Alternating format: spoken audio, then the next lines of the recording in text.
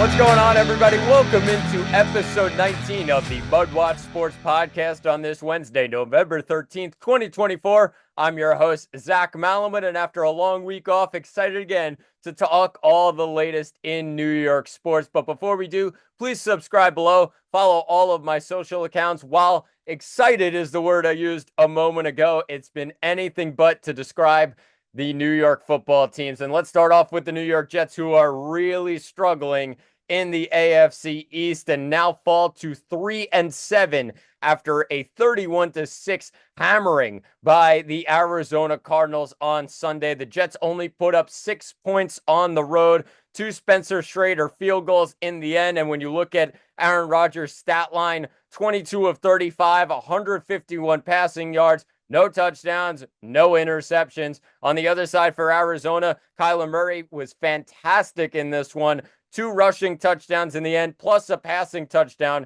to Marvin Harrison Jr., as well as a James Conner rushing touchdown to give the Cardinals a 7-0 lead to start the game. And I mean, the first half was the story here, 24-6 heading into the halftime locker room. And when you look at it for the Jets offense, the expectations from last year to this year, the rise that they were supposed to get from Zach Wilson to Aaron Rodgers, frankly, it's been non-existent. It just has not been there. And when you have Aaron Rodgers, and yes, he's 40 years old, and I mean, the Jets' expectation in the end was that, okay, this guy's going to lead us to a Super Bowl.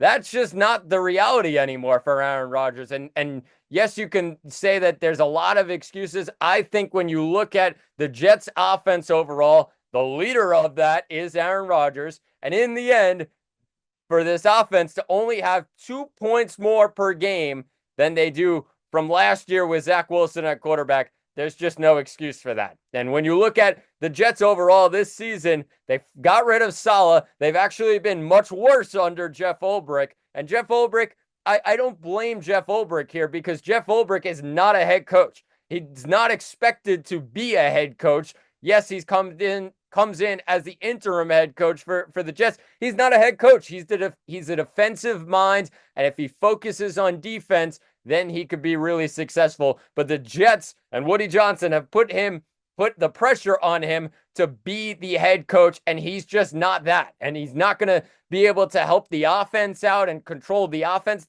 That's just not his job, and that's just not his expertise. Comes in defense rather than offense. And when you look at the Jets, the offense has just been absolutely abysmal so far this season, and it's just not good enough. And when you look at the fight for this Jets team, where is it?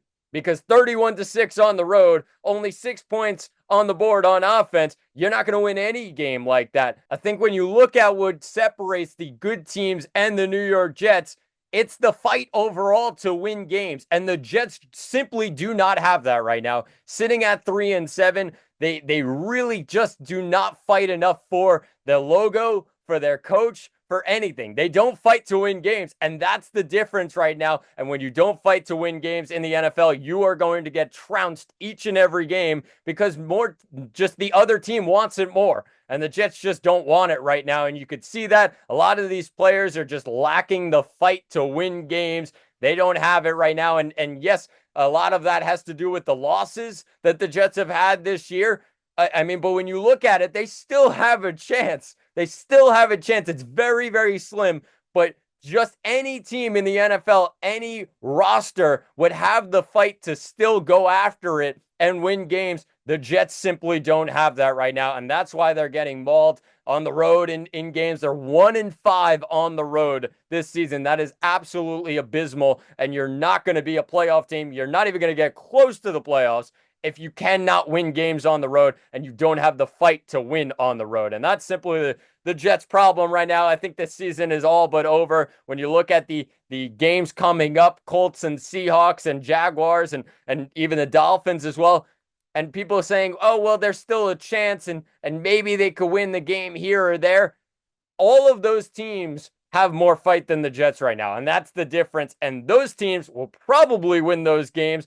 Although the Jets could be favored and look good, those teams will probably win those games because they just simply want it more than the Jets do. And that's the problem right now with the New York Jets. A very hard thing to figure out from this team last year into this year. It's been an absolute struggle, and the Jets have to move on now as they look towards another matchup this week against the Indianapolis Colts. So we'll get to that one on Friday. But on the other side of MetLife, it was the New York Giants who fell in overtime to the Carolina Panthers 20-17 in a game where the Giants came in favored. I mean, in the end, the Giants, yes, they come in favored almost 7 points, but it's the Carolina Panthers. And oh, well, in the end, the Carolina Panthers fought for it and got the job done, and the Giants fall miserably to Carolina. And this is now the question of, well, what's this season about for the New York Giants? Are they going to win a game? If they cannot even beat the Carolina Panthers, how are they going to beat anybody else? And yes, Carolina has been pretty gritty over the last couple of weeks with a win over New Orleans, a win over the Giants. Now they move to 3-7. But this is a game that the Giants just had to win to give any confidence to this fan base that this roster overall is good enough to actually do something in the future. That's what this game was about. And the Giants showed once again that it's just not there with this team. And I think a problem that Joe Shane and Brian Daboll are going to have to deal with. I don't necessarily believe that Brian Daboll is simply the problem. I do think Joe Shane needs to be fired. I think this roster overall and how he completely managed the contract situation for Daniel Jones as well as Saquon Barkley has been just absolutely terrible, and he does need to go, and Giants fans have been calling for that for almost a year already. I think he needs to be out the door. Brian Daboll, on the other hand, I know it's the partnership between Shane and Daboll, but I do think Brian Daboll is a good football coach. I do. I think he gets guys in the locker room to fight for him and fight to win games. The problem in the end is if Brian Daboll actually had a quarterback that can really play strong in the NFL, he could have a really good football team. The difference in this one, though, is the Giants versus the Jets overall. The Giants have fight. When you look at Daniel Jones, though, in the red zone, that's been the problem. When you cannot score in the red zone and your quarterback can't score in the red zone, you're not going to win games. The Giants simply have a great defense when it comes to the defensive line. Obviously, they need some work in the secondary, and yes, some of those guys have definitely downgraded since last year. But when you look at the Giants' defense, pretty good, middle of the pack in the NFL. Their offense, though, is the worst in football. You're not going to win games with the worst offensive football. And Daniel Jones fights more than anybody and is definitely a good person, great with the media, good with dealing everything. He's just not good enough to be the Giants quarterback in the end. And I think it's that simple. They need to move on from Daniel Jones. It's crazy how they gave him that contract in the end. And yes, one of the worst decisions, I think, in Giants franchise history, to actually believe that they would trust Daniel Jones over Saquon Barkley and the franchise running back that he could be for the next some odd years. They chose to go with Daniel Jones at quarterback, who probably is not going to be the quarterback next year. It's just that simple. And I understand that the Giants offense, yes, people say that the Giants run game has been really solid this year, and it wouldn't make a difference if they had Saquon Barkley or not. However, the real question for Giant fans in the end is, if Daniel Jones is not at quarterback and they bring in a new quarterback, wouldn't they be a great offense if they had a Saquon Barkley next to that new quarterback? And yes, they lost that opportunity in the end. So I think when you look at it overall, the Giants, the big question now is, do they sit Daniel Jones after this game, a 20-17 loss? And when Joe Shane was asked about it in his press conference on Tuesday, he said the decision is going to be about football rather than the injury guarantee that the Giants have in Daniel Jones's contract. And yeah, it's going to be a football decision, but in the end, is Daniel Jones good enough to be the starting quarterback of the New York Giants for the next couple of years and into the future? He's not. So I think that in the end, they're probably going to go a different direction right now, see what's going to happen with this offense. Their offense is, I mean, it just cannot get worse. Yes, they bring in Drew Lock or any of the other guys. Tommy DeVito could come in. They can't get worse than they were with Daniel Jones on offense. So in the end, I think it's probably going to end up being the smart move for the Giants just to look at some different options and figure things out, because the offense, like I said, cannot get worse than it has been so far this season. So definitely an interesting time, for the New York Giants, sitting at 2-8 and a loss to the 3-7 Carolina Panthers. And I mean, Brian Dable and Joe Shane, their careers are really on the line in these next 7 weeks. Obviously, the bye now this week, have to regroup, and when they come back from the bye, it should be interesting to see how the Giants do. But a really, really painful loss this weekend in Munich to the Carolina Panthers. Let's move to the hardwood as the New York Knicks defeated the Philadelphia 76ers 111-99 in the first game of the NBA Cup group stage on Tuesday night. And the big story for the Knicks in this one, OG Anunoby scores 24 points, 6 rebounds, 2 assists, had a steal and a block as well. And when you look at it for the Knicks, from OG, 41 minutes on the night. Great stuff from him. He was on absolute fire, and the Knicks really allowed him to lead them to a victory in Philadelphia. And for Knicks fans, the expectation in these next couple of weeks were for OG Anunoby and Mikal Bridges to really step up and feel comfortable with this Knicks team and this Knicks offense under Tom Thibodeau. And I mean, they both played really, really solid against Philadelphia, and that's a very positive thing for Knicks fans around the world. And when you look at it, Anunoby, I mentioned the 24 points. When you look at Bridges as well, 7 for 13 shooting, 14 points, 4 rebounds, 3 assists, 2 steals, and a block. And I mean, Bridges, the production was there. Anunoby, the production was there. And on a night where Jalen Brunson didn't really shoot the ball well, only 5 for 15 and 0 for 4 from deep, only 18 points for Brunson. He had a supporting cast that was able to step up. Karl-Anthony Towns has been absolutely terrific. What a trade that's been so far. And a lot of Knicks fans were just a bit iffy, including myself on it, just a bit iffy on the work that he would bring on the defensive side as well as in the rebounding category. 13 rebounds. I mean, he's near the top of the NBA when it comes to rebounds per game. So that's a very positive sign. 21 more points yesterday and 6 assists as well. He's really fit in perfectly into this offense. And I think when you look at it from the Knicks fan point of view, like that's a really positive thing to see, and something that if the supporting cast really steps up around them, guys like OG Anunoby, Mikal Bridges, Josh Hart, even Deuce McBride off the bench, the Knicks could find a lot of success once Mitchell Robinson as well as Precious Achiuwa come back from injury, and the Knicks will have a lot of bigs down low. Jericho Sims has done some hard work in the meantime for the Knicks, but just a level above that would be Precious Achiuwa as well as Mitchell Robinson. So a lot to be happy about, I would say, for the Knicks. Although they sit at 5-5, and yes, there's been some tough losses here and there, you should be positive about the Knicks right now, as a lot of the guys, based on expectation and including the injury problems that the Knicks have gone through in the last couple of weeks, that's a positive that the Knicks are able to go on the road and defeat Philadelphia, who is absolutely sputtering out of control. This was the first game back for Joel Embiid, so they have something to look forward to, having him healthy again. But as for the Knicks, they go again tonight. We get rid of the group stage in NBA Cup. Now we're back to regular season ball. A 7:30 start tonight for the 5-5 Knicks taking on the 4-7 Chicago Bulls.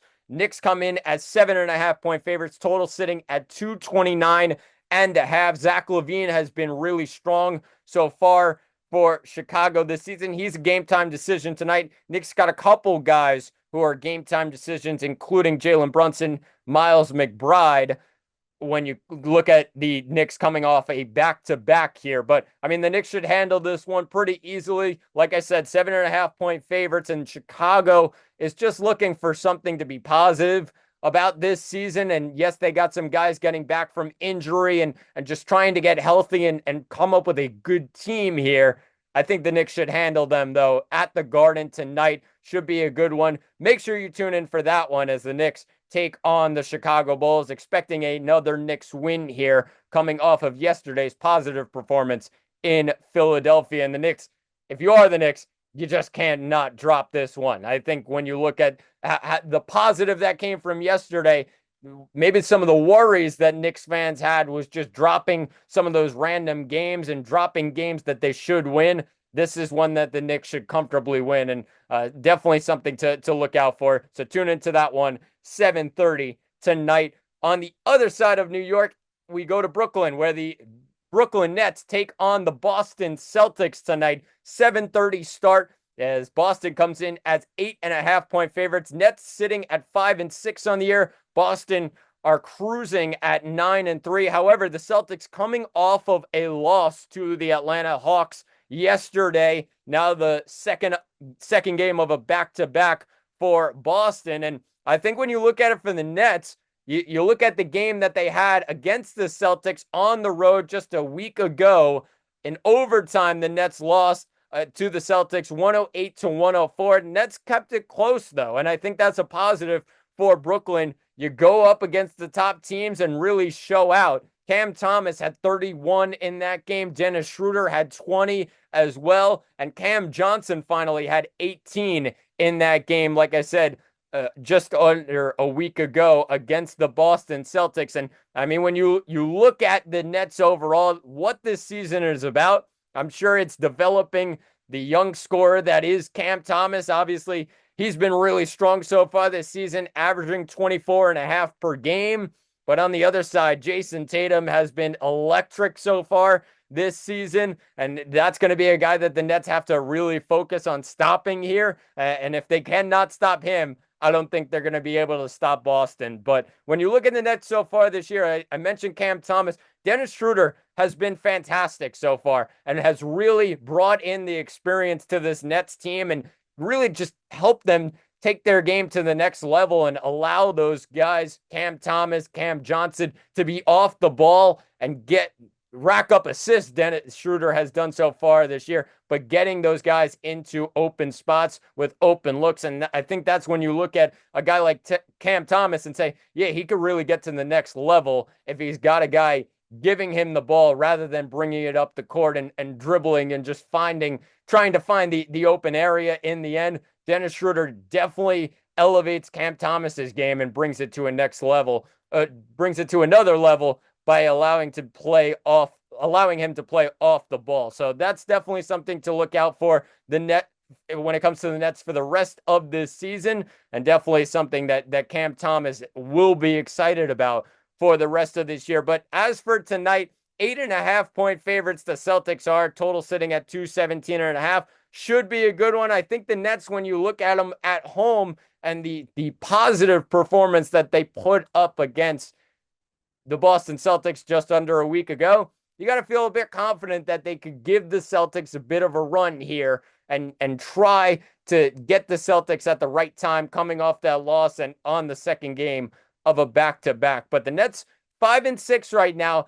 Are they a team that can sneak into the play-in game and sneak into the Eastern Conference playoffs? They'll feel like they are with this supporting cast around a Dennis Schroeder as well as a Cam Thomas. They need those guys to step up. Nick Claxton as well as Cam Johnson are big guys for the Nets this year to bring them to another level and allow them to sneak into the Eastern Conference playoffs. So if they do that, it's going to be based on those guys. But the Nets have looked really good so far this year based on expectations, and something to look forward to tonight with a 7:30 start against the Boston Celtics. Let's finish things off today with a Thursday night football preview. It's the 7-3 Washington Commanders taking on the 7-2 Philadelphia Eagles. A really, really good matchup tomorrow night starting at 8:15 Eagles come in as 3.5-point favorites. Commanders 3.5-point dogs on the road. Total sitting at 48.5 in a huge NFC East matchup here, and a matchup for first place in the NFC East right now. And I think when you look at this game overall, the Commanders come in with Jaden Daniels feeling really good. Obviously, they're coming off the loss last week to Pittsburgh, a 28-27 loss for the Commanders on their home field in a game that maybe they say they should have had, but they were without Brian Robinson Jr., who may come back for this one against Philadelphia. That's a really important guy for Washington in this game, in my mind, as they just gives them another level on offense. And I think when you look at what Washington's been able to do with Jaden Daniels, allowing that run game to get going with Brian Robinson Jr., especially on the road in Philadelphia, going to be huge for Washington. So hopefully the Commanders have Brian Robinson Jr. in this game. On the other side for Philadelphia, they're feeling fantastic right now. The long win streak right now for Philadelphia. And when you look at last week's game against Dallas, it wasn't even close. The defense stepped up. Obviously, Cooper Rush at quarterback for Dallas in that game. And then it was Trey Lance to end it. 34-6, though. I mean, the Eagles completely dominated that game, and one that they expected to dominate, especially with how good they're feeling on this win streak. In the end, I'm looking at this spread and saying I think Washington keeps it closer than the 3.5. I know the Eagles are at home and really feeling good on this win streak, but Washington could give anybody a fight. And I think when you look at it's a divisional matchup, plus, it's on the road, but 3.5 is a iffy number. I'll take maybe the Commanders to lose by 3 or less. I think the Eagles win the game in the end, but I do think Washington gives them a run for their money and will keep it close on the spread. As for the total, I'm going to take the over. I think both of these defenses, yes, Philly has looked good in the last couple of weeks, but I do think there's still problems there, and I don't think they're going to be able to stop Jaden Daniels and this offense like they have with some of those other teams. On the other side for Washington, haven't been able to figure things out on the defensive side, and I think Philly gets the advantage there. So a lot of points up on the board. And I'll take the over on the 48.5. So should be an interesting one. A really, really good Thursday night football game. So tune into that one tomorrow night. But that'll do it for episode 19 of the MudWatch Sports Podcast. Please subscribe below. I've been Zach Malamuth. Thanks for watching, and talk to you all on Friday.